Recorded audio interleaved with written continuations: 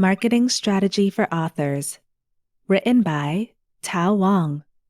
Narrated by Shannon Thompson.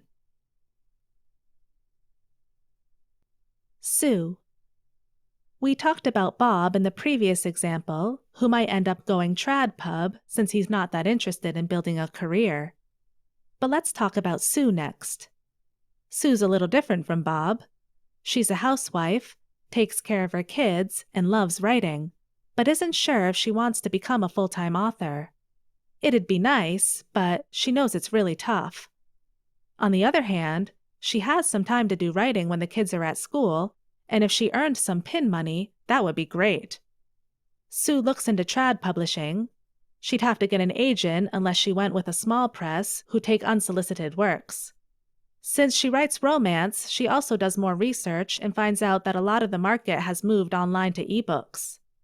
Further research shows that there are a ton of forums, reader groups, and people willing to talk about new author works. What surprises her even more is how many great pre-made covers for cheap that she finds. She even finds a small writing group that meets during the day.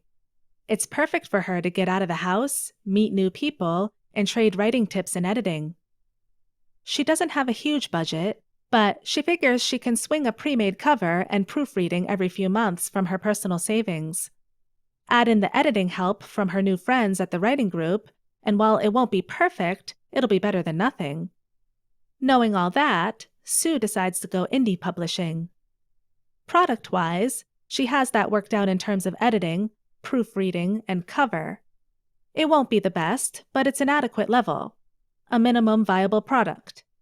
She also wants to write the small-town romances she loves to read, and maybe put a little authenticity to it since she actually lives in a small town. She doesn't think she'll have the money to do audiobooks, so she resolves to throw it up for royalty share on ACX and see if she can get any nibbles that way. Otherwise, paperback sounds fun to have, but she doesn't have the budget for it.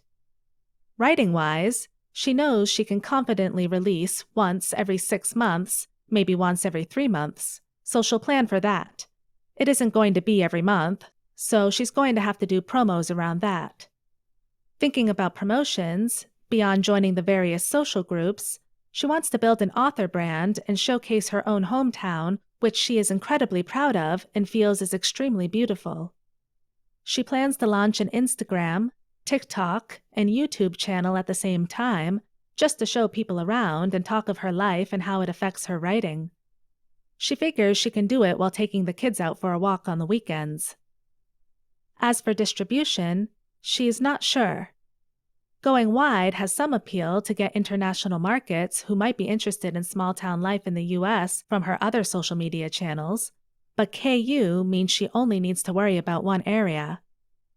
For now, she's putting a pin in that, but figures she could launch with KU to start, and if she doesn't do well, take the book wide after the 3-month exclusivity is over. It's possible that she might do that for every new release, giving her the best of both worlds.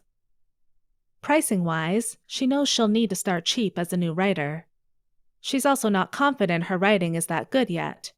Her writing group says it's fine, but rough. So she'll price at $2.99 for now. Once she does better, she'll increase the price. She also bookmarks the idea of a perma-free book and a short story introduction, both for the future. If she has time or comes up with an idea, she might try to send out short stories to various magazines as another promotional method. The biggest goal is to release cheap and as often as possible. If she can get books out cheaply, with minimal cost, she figures she can slowly build up her audience. Sue's in no rush. Her kids are in school for a decade plus more, and her husband has a great job. She can afford to take her time, build her craft, and hopefully an audience. She'll revise her ideas once she has more books out and knows how her sales have been.